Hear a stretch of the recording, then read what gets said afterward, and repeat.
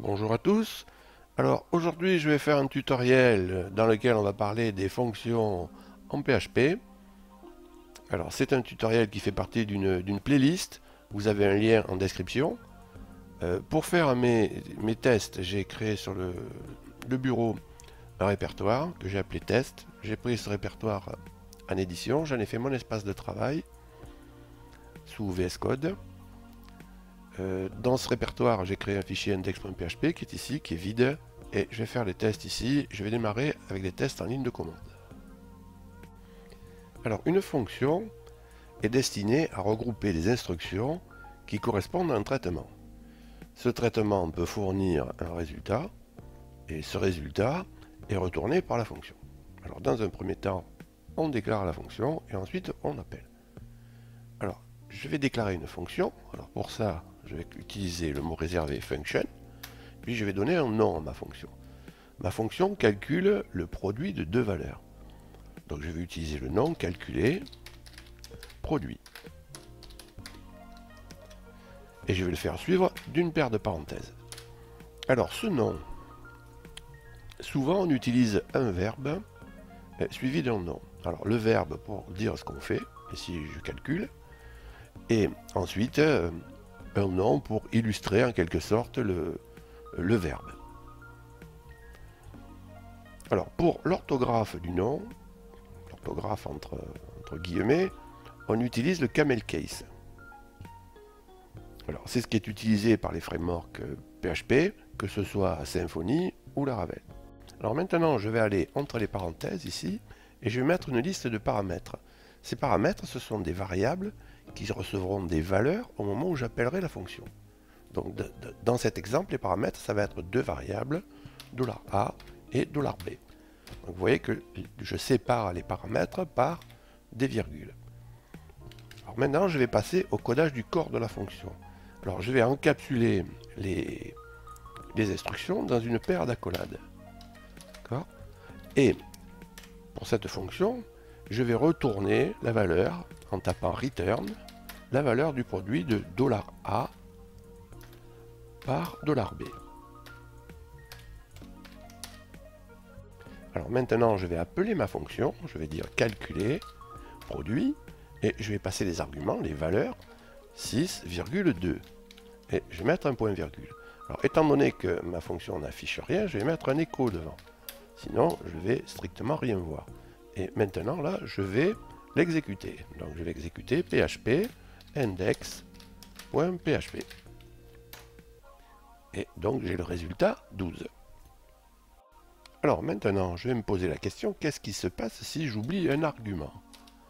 Alors, moi ici, je suis sous VS Code et j'ai la technologie, enfin j'ai une extension IntelliFence. Je ne suis pas sûr que ça se prononce comme ça, mais bon, je vais faire comme ça. Donc c'est ici, moi, c'est IntelliFence qui me dit que j'ai un problème. Il me dit, tu attends deux arguments et je n'en ai trouvé qu'un. Donc il me déclenche une erreur. Donc j'imagine que, bon, si vous n'avez pas cette technologie, j'imagine que si on l'exécute, il va se plaindre. Argument count error. Bon, qu'est-ce qui se passe maintenant si j'en mets trop? Si je mets 2 et virgule 3, j'en mets un de plus. Bon, eh bien, à ce moment-là, ça gêne personne. IntelliFence, ça ne le gêne pas. Et si je fais une exécution ici, pardon, je vais prendre celle où il y a le clear devant. Voilà, si je fais une exécution ici, eh bien, ça ne le dérange pas. Il n'y a pas d'erreur de déclencher. Alors maintenant, je vais passer au point 2, valeur par défaut et argument nommé. Pour ça, je vais prendre une autre fonction. Je vais taper le mot réservé function et je vais prendre notre fonction afficher couleur au pluriel. Je vais prendre une première couleur, $C1, une deuxième, $C2, une troisième, $C3.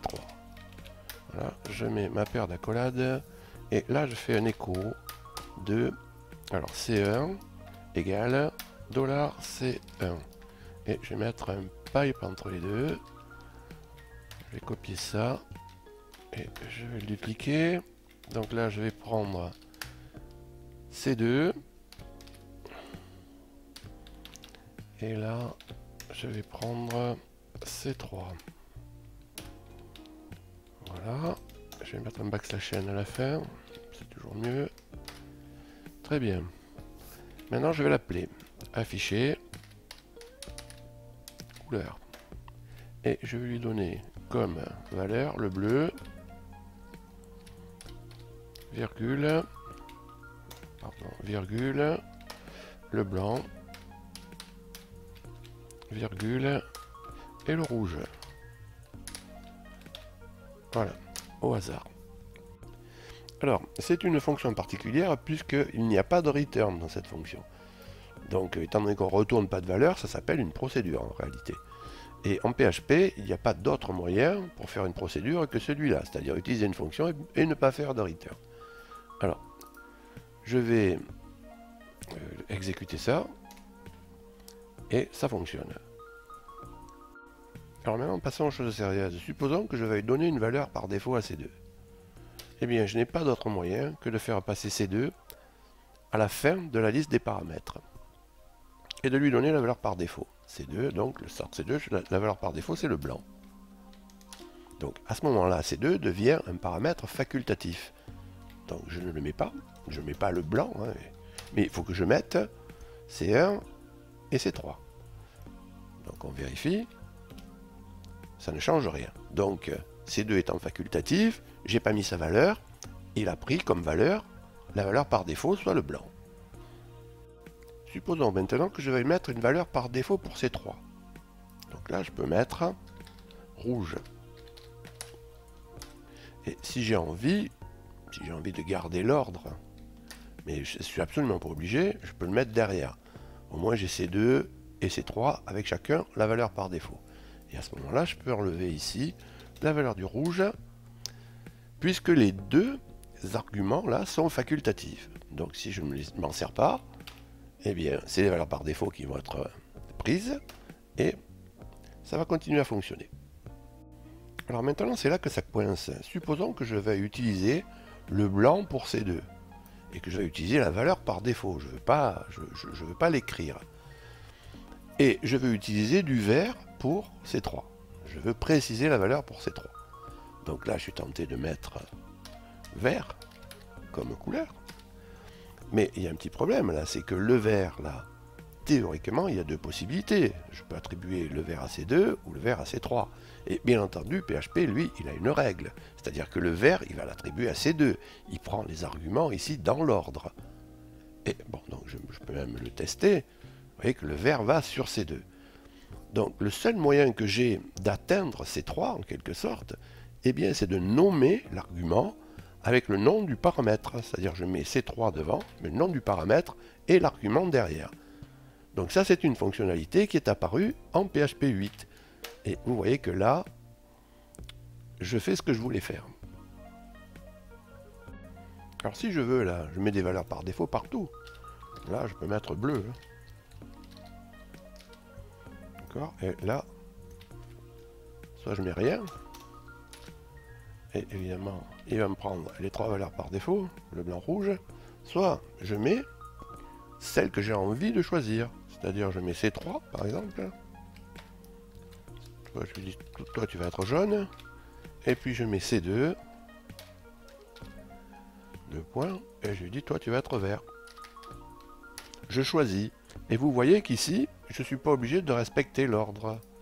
Regardez, ça fonctionne quand même. OK?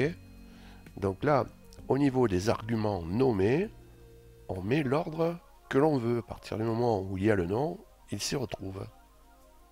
Alors c'est pas parce que j'utilise des valeurs par défaut que j'ai le droit de mettre des arguments nommés. Je vais enlever les valeurs par défaut.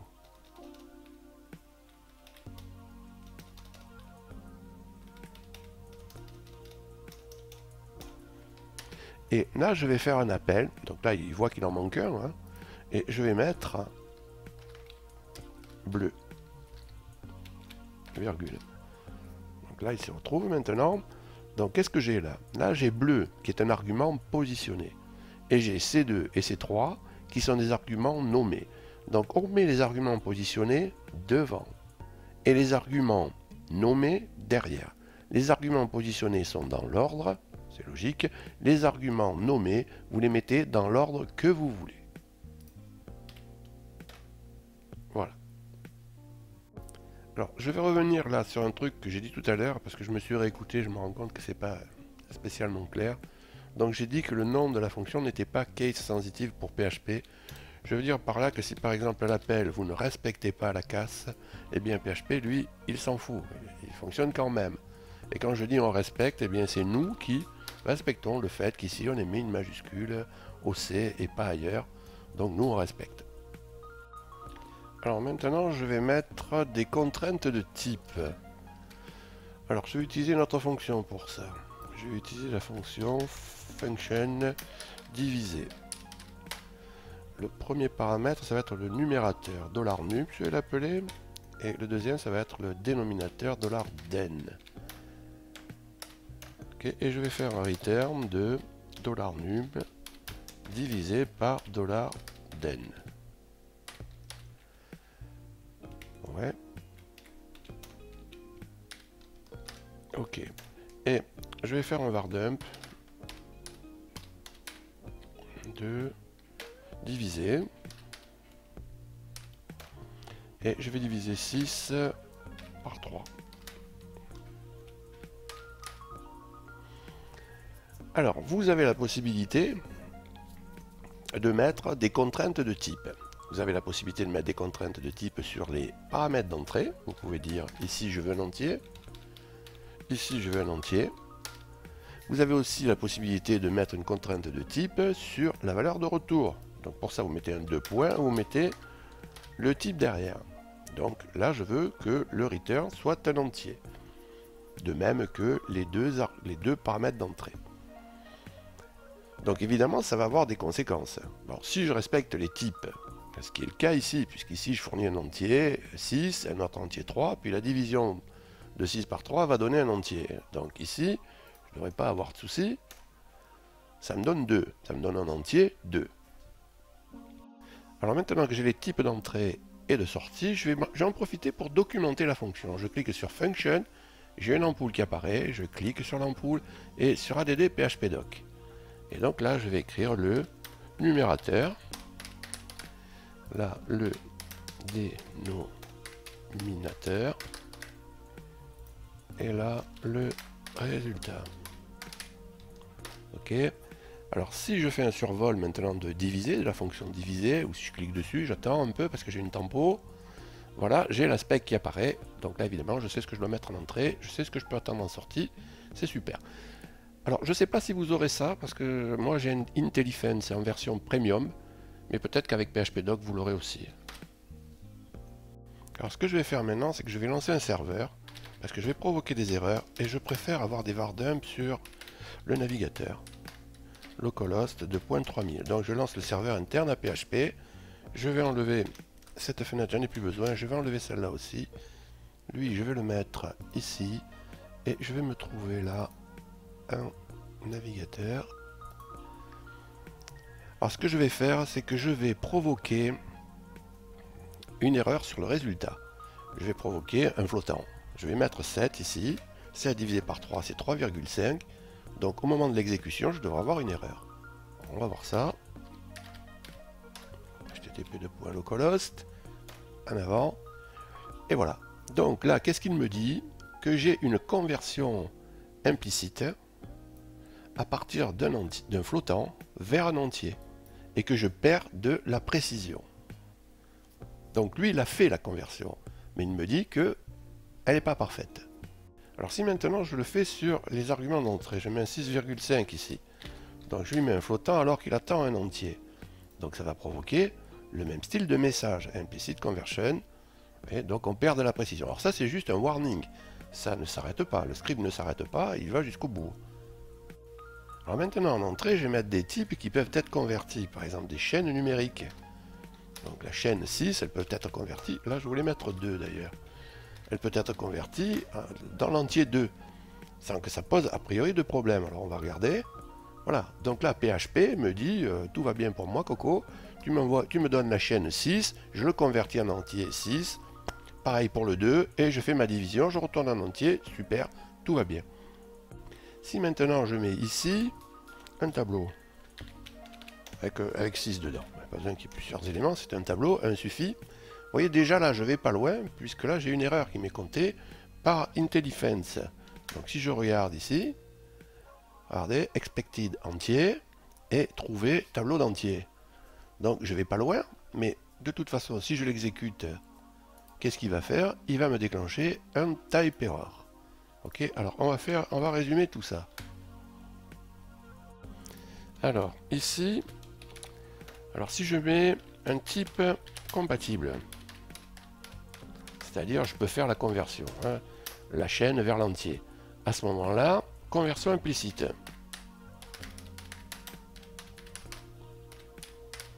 Pas de problème, pas de message. Si maintenant je mets un type qui provoque perte de précision, donc forcément ça c'est un float, hein. Donc là qu'est-ce qui se passe? Alors il y a conversion implicite et il y a un warning, c'est-à-dire un message qui ne provoque pas l'arrêt du script, mais il y a un message. Et si je mets un type incompatible, c'est-à-dire le tableau par exemple, et bien là il y a le type error et l'arrêt du script. Voilà, donc là vous avez résumé tout ce qui peut se passer si les types ne correspondent pas à ce qui est attendu. Alors, petite précision, il existe un autre mode d'exécution qui est le mode strict, dans lequel à chaque fois qu'il va y avoir une conversion implicite, PHP va déclencher un type error. Je vais l'écrire correctement ici d'ailleurs, type error. Donc en mode strict, vous avez le type error chaque fois que PHP a besoin de faire une conversion implicite. Bon, je ne veux pas me lancer dans le mode strict, mais je vous le signale. Là, on est dans le mode normal et le mode dit coercitif. Alors maintenant, qu'est-ce que je vais faire? Ici, je vais enlever le tableau. Et ici, je vais mettre un 0. Donc, je vais provoquer une division par 0. Donc ça, moi, je ne sais pas la faire et PHP non plus. Donc, il me déclenche une exception. Alors, je veux le détecter, ça. Ce que je vais faire, je vais tester if $dénominateur, oui, $den, je vais mettre un triple égal à 0. Alors, je return un nul. Alors là, qu'est-ce qui se passe? Je déplace le problème. Je déplace le problème parce que le type de la valeur retournée, dans ce cas-là, est un nul, ça n'est pas un entier. Alors pour sortir de là, je peux ici écrire nul, faire une union de type. Ok, donc ça fonctionne. Et je peux aussi mettre devant un point d'interrogation. C'est là où je voulais en venir, parce que l'union de type, on l'a déjà vu, mais le point d'interrogation, on l'a jamais vu. Donc là, vous voyez, avec un point d'interrogation, vous pouvez rendre la valeur de sortie nullable, on dit comme ça. Alors maintenant, dernier point, on y arrive. Demandez à PHP de vérifier qu'aucune valeur ne sera retournée. Alors je vais encore changer de script. Et je vais faire function hello. Je mets une majuscule ici, ce qui n'est pas standard du tout, c'est pas grave. Et je lui dis, tu retournes rien. Et je fais ça comme ça, void. Et là, je fais un écho de hello. Donc là, tout va bien, sauf si je fais un return, par exemple, de true. Donc là, il se rend compte, si c'est return, ça marche pas, chaque fois j'écris ça, moi. Donc là, je fais un return true, et là, il se rend compte qu'il y a un souci. Voilà, expected void, return true. Donc ça, le void, évidemment, c'est dans le cas où on retourne rien, donc c'est dans le cadre de la procédure. Ok. Alors si j'exécute, voilà, je ne l'ai pas appelé, je vais essayer de l'exécuter, je vais appeler hello, parce que là c'est IntelliFence, c'est qui me le dit, et là, tac, fatale erreur. Bien. Alors ce tutoriel est terminé, je vous remercie de m'avoir écouté. Donc là je pense que c'est vraiment un tutoriel de base, où on a appris plein de choses qu'on ne peut pas ne pas savoir si on veut travailler en PHP. Donc j'espère que vous avez appris quelque chose et que vous allez me mettre plein de pouces. Je vous rappelle aussi que vous pouvez vous abonner à la chaîne. Dans ce cas, n'oubliez pas d'activer les notifs. Salut et à bientôt!